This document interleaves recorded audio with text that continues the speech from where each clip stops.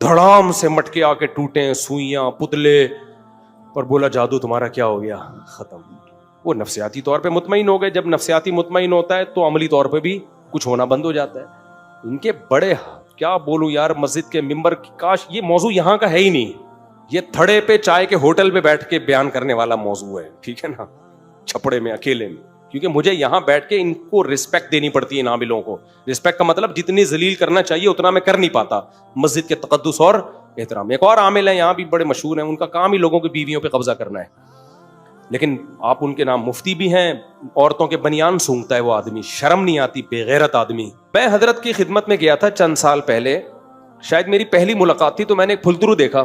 کئی سال پہلے کی بات ہے, جب میں حضرت مولانا طارق جمیل صاحب سے ملنے کے لیے گیا تو ایک فراڈیا کو میں نے ان کے ساتھ دیکھا جو حضرت پہ دم کرتا تھا جن بھگانے کے لیے. سمجھ رہے ہو, ہمارے اکابر, ہمارے علماء یہ عاملوں کے آگے آگے ڈھیر ہو جاتے ہیں.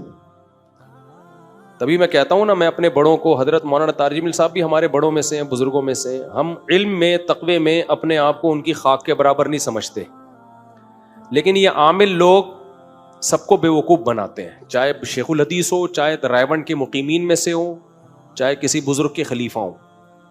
یہ عاملوں کا منجن ہر جگہ بکتا ہے, سمجھتے ہو. تو ایک پھلترو کی طرح چپکا رہتا تھا مولانا طارق جمیل صاحب کے ساتھ. میں نے پوچھا یہ پھلترو کون ہے, انہوں نے کہا کہ یہ حضرت پہ دم کرتا ہے. حضرت کو وہم ہو گیا تھا مجھ پہ کسی نے کچھ کیا ہے, اور یہ ہمارے اکثر علماء کو وہم ہوتا ہے, اور ان کے پاس ایک ہی دلیل ہوتی ہے کہ جب نبی پہ جادو ہوا تھا تو ہم پہ کیوں نہیں ہو سکتا. امکان کی دنیا تو بہت وسیع ہے. یہ ایسا ہی ہے جب عیسیٰ علیہ السلام بغیر باپ کے پیدا ہو گئے تو ایک اور واقعہ کیوں نہیں ہو سکتا. بھائی نبی پہ جادو کا اثر ہوا تھا, اس میں ایک حکمت تھی جو علماء نے بیان کی ہے. یہودی آپ کو جادوگر کہتے تھے, تو اللہ نے آپ کو بشریت میں کامل رکھا تاکہ لوگ بشر ہی سمجھیں آپ کو اور جادوگر نہ سمجھیں آپ کو. تو اللہ نے تھوڑا سا اثر ہونے دے دیا, ورنہ اتنی اندھی لگی ہوئی ہوتی تو ابو بکر پہ کیوں نہیں ہو گیا, عمر پہ کیوں نہیں ہو گیا, عثمان پہ کیوں نہیں ہو گیا, علی پہ کیوں نہیں ہو گیا رضی اللہ عنہم. یہودی یہی کرتے رہتے بیٹھ کے سارا دن. تو اتنا نہیں کھاتا چل رہا یہ جادوگروں کا اور عاملوں کا. ویسے بھی یاد رکھو, مشہور لوگوں پہ نظر لگنے کا امکان بھی تقریباً ختم ہو جاتا ہے, اور جن چڑیل بھوت کے اثرات بھی ان پہ ختم ہو جاتے ہیں. تقریباً ناممکنات میں سے ہے کہ کسی مشہور آدمی پہ جن چڑھے یا جادو کا اثر ہو. بادشاہوں پہ نہیں ہوتا. فرعون کے خلاف ہزاروں جادوگر, موسیٰ علیہ السلام کے خلاف ہزاروں جادوگر تھے.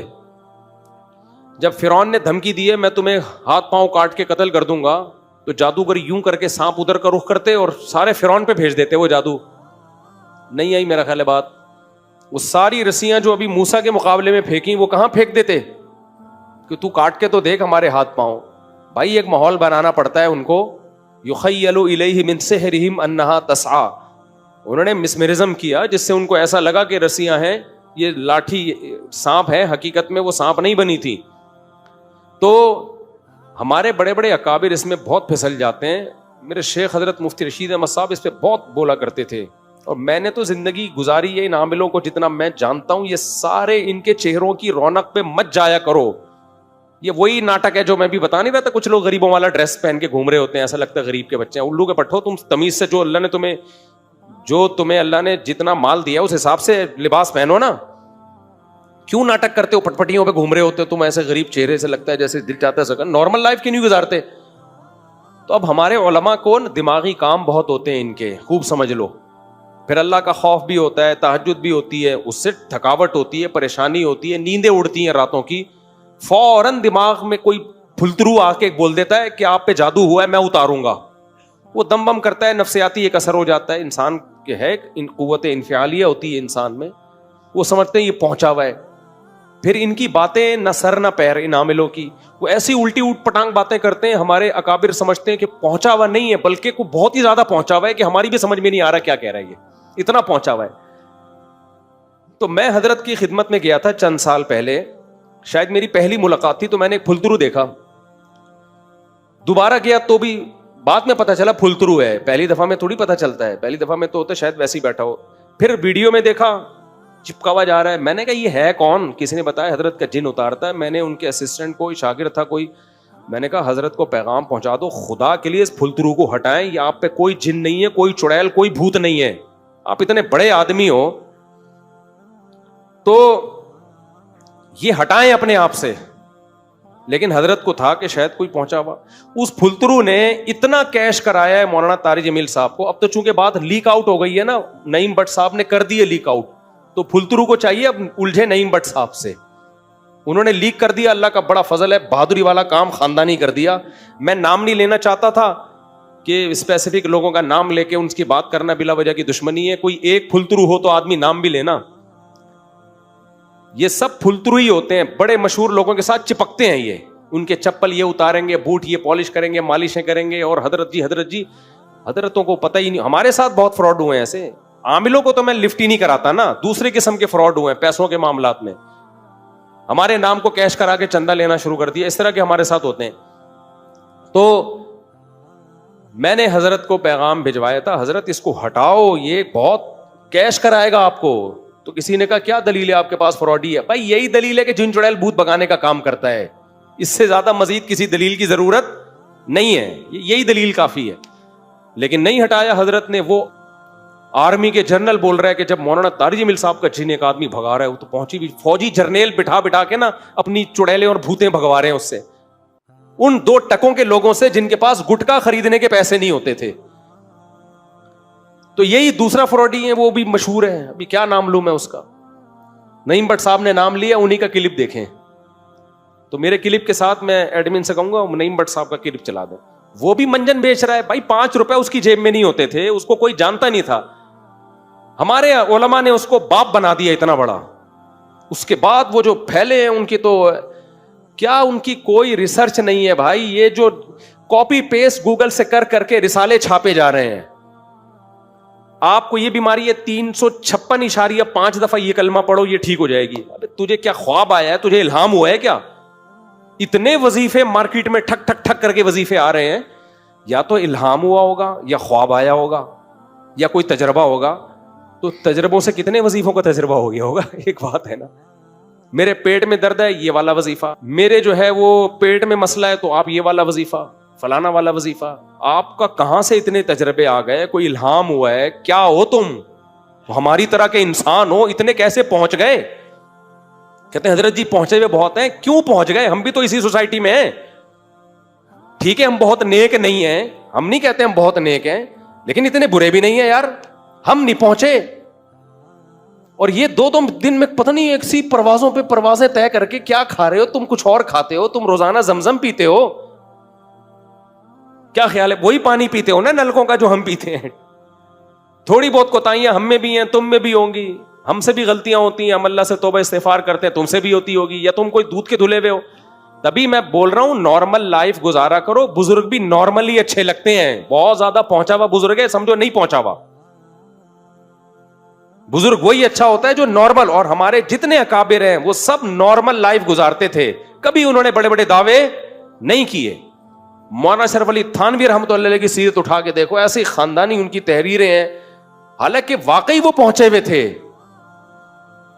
واقعی وہ لوگ واقعی پہنچے ہوئے تھے, لیکن ان کے ایٹیٹیوڈ سے, ان کے لائف اسٹائل سے کبھی یہ نہیں شو کریں گے کہ ہم کوئی بہت ہی پہنچے ہوئے ہیں. تو یہ کل کے بچے ہیں ہمارے سامنے, ان کو کھانے کے پیسے ان لوگوں کے پاس نہیں ہوتے تھے. جن چڑیل بھوت اور حضرت جی تصوف کے بھی منازل تم نے طے کر لیے, تم ساری چیزیں ہی تم, وہ گردے میں پتھری نکالنے کا طریقہ ان کو پتا ہے. ان سے پوچھو بچی کی شادی نہیں ہو رہی, شادی کرانے کا طریقہ ان کو پتا ہے. ان سے کہو مجھے کینسر ہے, کینسر کا علاج یہ کمبخت بتائے گا آپ کو. ان سے کہو میرے سر پہ بال نہیں اگ رہے, بال اگانے کا طریقہ اس کے پاس ہے. ان سے بولو جی میرا دایاں گردہ خراب ہے, بایاں ٹھیک ہے, دائیں گردے کی الگ میڈیسن ہے ان کے پاس. ان سے بولو کہ میری ناف میں درد رہتا ہے, ناف ٹھیک کرنے کا ان کے پاس نسخہ ہے. ان سے بولو کہ میں 2 کر کے پچھتا رہا ہوں, دونوں بیویوں کو ٹھیک کرنے کا نسخہ ان کے پاس ہے. ان سے بولو کہ بھائی ابھی کیا بولوں, میں ایک چیز بولنے والا تھا اکیلے میں بولوں گا, کچھ چیزیں ممبر پہ بولی نہیں جاتی ہیں. ان سے بولو کہ بھائی مجھے ہر وقت نزلہ زکام کھانسی رہتا ہے, وہ یہ ٹھیک کر دیں گے, ان کے پتہ ہے, اس کا علاج ان کے پاس ہے. ان کو بولو میری ناک کی ہڈی ٹیڑھی, ہڈی سیدھی کرنے کا ان کے پاس نسخہ ہے. ان کو بولو کہ بھائی میری ابا کے اخلاق ٹھیک نہیں ہے, ابا کو ٹھیک کرنے کا نسخہ ان کے پاس ہے. ان کو بولو میرا بچہ ٹھیک نہیں ہے, بگڑ گیا ہے, اولاد ٹھیک کرنے کا نسخہ بولو ان کے پاس ہے. الیکشن میں جیتنے کا نسخہ ان کے پاس ہے, ہارنے کا, دوسرے کو ہرانے کا نسخہ ان کے پاس ہے. رات کو نیند نہیں آتی, نیند لانے کا نسخہ ان کے پاس ہے. ڈراؤنے خواب آتے ہیں, اچھے خواب لانے کا. ابے بھائی دنیا میں تو خدا ہے بھائی, تو پھر جس کو سب کچھ پتا ہے نا, ہر چیز کا حل اس کے پاس ہے, اس کا مطلب جھوٹ بول رہا ہے, کسی چیز کا حل بھی نہیں ہے اس کے پاس. جن چڑیل بھوت بھگانے کا نسخہ ان کے پاس ہے, بے اولادوں کو اولاد دینے کا نسخہ. بھائی ان کی خانقاہوں میں جو لوگ جا رہے ہیں بے اولاد, ہمیں اولاد نہیں ہو رہی, یہ تمہیں نسخہ دے گا اولاد ہو جائے گی. شادی نہیں ہو رہی, یہ نسخہ دے گا شادی. ناکام عشق, اس کو کامیاب کون بنا کے دے گا؟ یہ بنا کے دے گا. ابا بیمار ہیں, ٹھیک کون کرے گا؟ ان کے پاس نسخہ, یہ ٹھیک کر دیں گے. بیوی شادی ہو گئی, قابو میں نہیں آ رہی, بد اخلاق بیوی کو ٹھیک کرنے کا ان کو ہنر. اب قریب میں آپ کو سب چیزیں ملیں گی. نام آ گیا, اب کیا کریں, نہیں بٹ صاحب نے نام لے لیا تو میں بھی بتا دوں. بیوی ٹھیک نہیں ہو رہی, ٹھیک کون کر کے دے گا؟ بولو نا. ان کے رسالے میں آپ کو مل جائے گا بیوی خراب ہے تو ٹھیک کیسے کی. شوہر توجہ نہیں دیتا, ان کی کتاب میں آپ کو, بولو نا, مل جائے. کینسر بگڑ گیا ہے, ان کی کتاب میں آپ کو مل جائے گا کینسر ٹھیک کیسے ہوگا. بندہ زندہ ہے مر نہیں رہا, ان کی کتاب میں آپ کو مل جائے گا مارنا, بولو نا کیسے. شادی ہو گئی, آگے کچھ نہیں ہو پا رہا آپ سے, ان کی کتاب میں آپ کو, بولو نا کیا ہو گیا بھائی, مل جائے گا. قبض رہتا ہے, ان کی کتاب میں آپ کو مل جائے گا قبض کا علاج. ایچ پائلوریا, ان کی کتاب میں آپ کو بیکٹیریا مارنے کا طریقہ مل جائے گا. پیشاب بار بار آتا ہے, ان کی کتاب میں آپ کو پیشاب نارمل لانے کا طریقہ ابکری میں آپ کو مل جائے گا. پیشاب رک گیا ہے, نارمل کھل کے آئے گا, ان کی کتاب میں آپ کو, بولو نا, مل جائے گا. شوہر نشہ کرتا ہے, چھڑوانے کا طریقہ ان کی کتاب میں آپ کو مل جائے گا. سمجھتے ہو؟ ساس قابو میں نہیں آ رہی, گھر آ کے بیٹھ گئی ہے, جا ہی نہیں رہی, ان کی کتاب میں آپ کو بھگانے کا طریقہ, بولتے کیوں نہیں, مل جائے گا. فلاں سے گناہ نہیں چھوٹ رہے, اولاد بگڑ گئی ہے, گناہ چھڑوانے کا طریقہ ان کی کتاب میں آپ کو, بولتے کیوں نہیں بھائی, مل جائے گا. یار آپ آکسفورڈ یونیورسٹی کو بھی آپ نے مات کر دیا یار. او بھائی منجن ہے یار. کل کی بات بتاؤں آپ کو, مزہ آئے گا آپ کو یہ واقعہ سن کے. یہ پکڑ دراج تمہیں فارم میں آیا ہوں. نعیم بٹ صاحب تمہیں سلام ہے. کوئی ایک انسان تو ہوا جس نے نام لے کے ایکسپوز کیا ہے. اتنے لوگوں کو دھوکہ دیا ہے یار ان دونوں نے, اتنے لوگوں کو پیسے برباد کر دیے. میرے پاس واقعات کی ایک طویل فہرست ہے.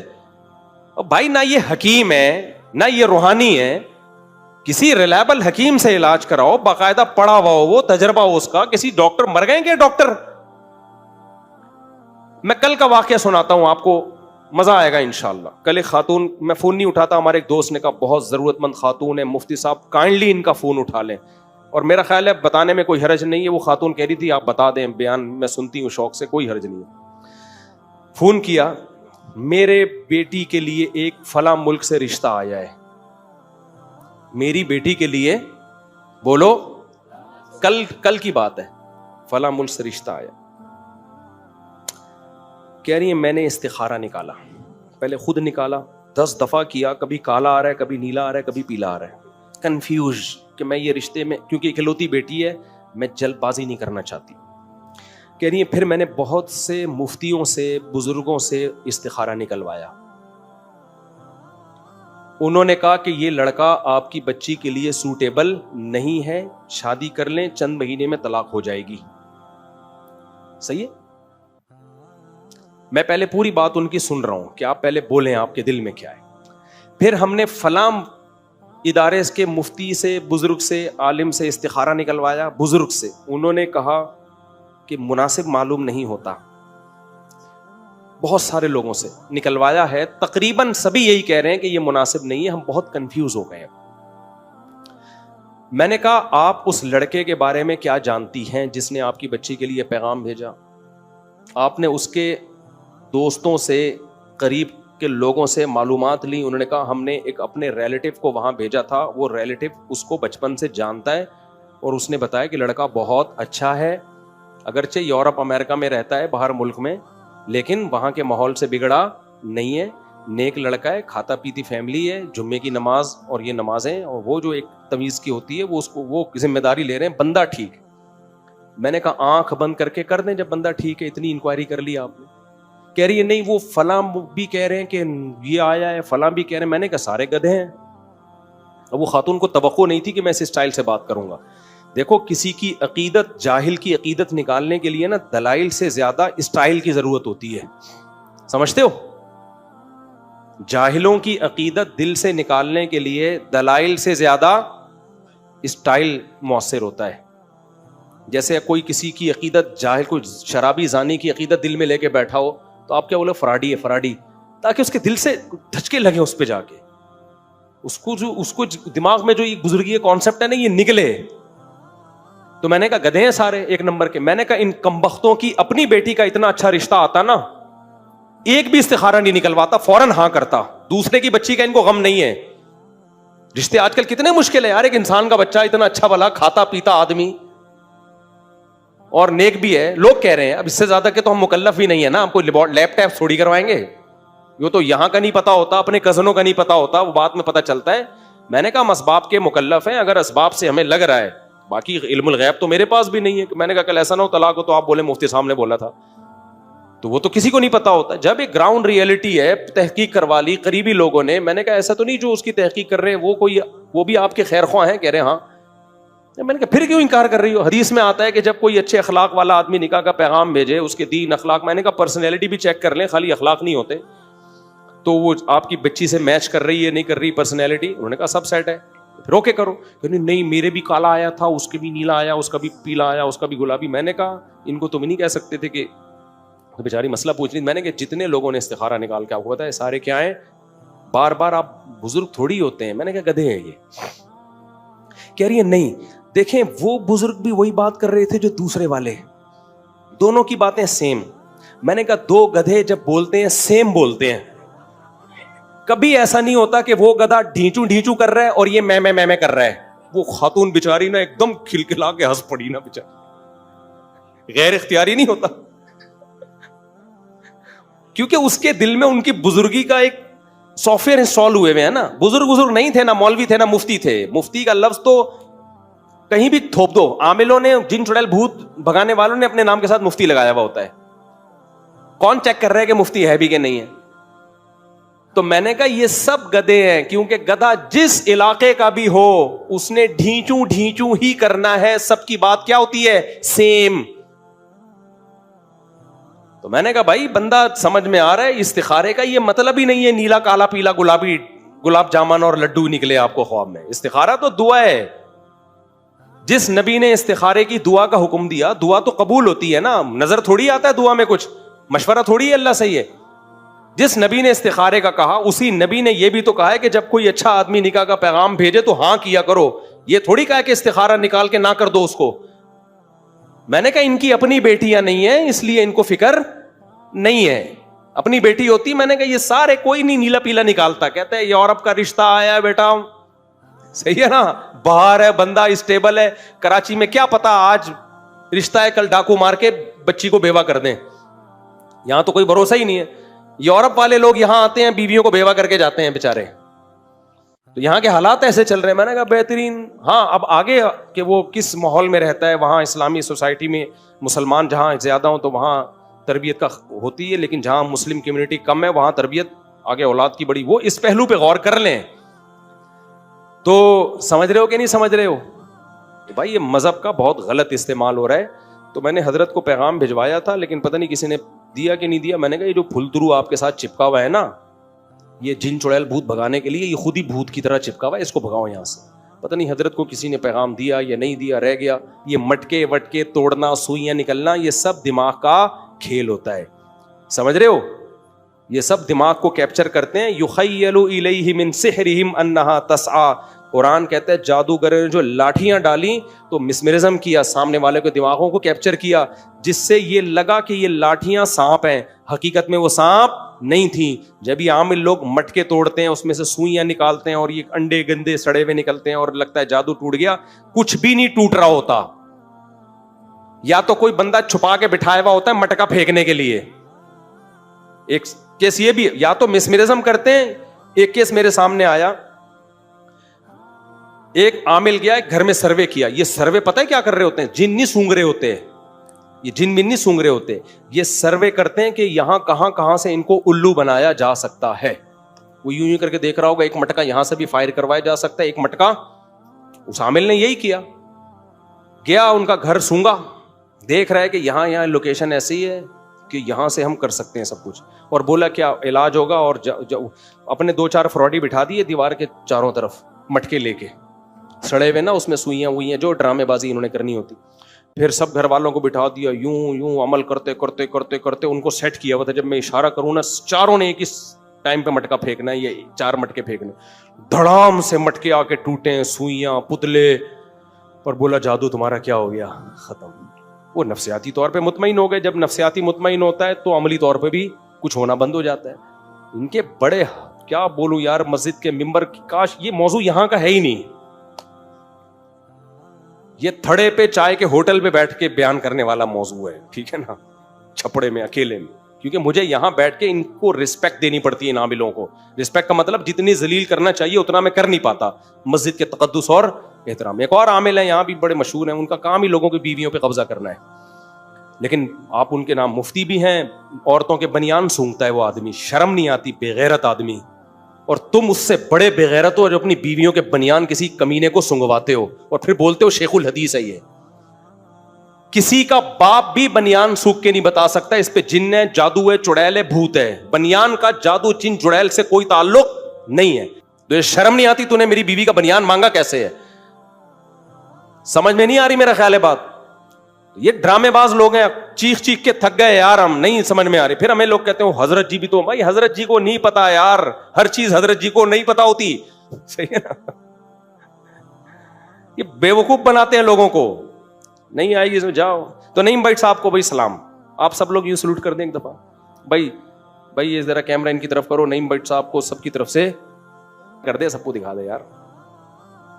نعیم بھٹ صاحب خوش ہو جائیں گے, بڑا خاندانی کام کیا ہے. نعیم بھٹ صاحب نے جو کچھ بھی کبھی کوئی غلطیاں کی ہو ماضی میں یا مستقبل میں, میری اللہ سے دعا ہے اللہ اگلے پچھلے سب معاف کر دے ان کی اس نیکی کے بدلے. وہ کام کیا ہے جو جگر خوش ہو گیا, سبحان اللہ. اب بس ایک کام ان کا اور رہ گیا, نعیم بھٹ صاحب کا 4 شادیاں کر لیں تو جو ابھی تو جو انجانے میں گناہ ہو گئے وہ معاف ہو جائیں گے نا, تو جان کر ہوں گے اللہ امید ہے وہ بھی معاف کر دے. وہ رہ گیا, وہ نہیں کریں گے. اچھا بھائی, نعیم بھٹ صاحب زندہ باد, بڑا مزہ آیا.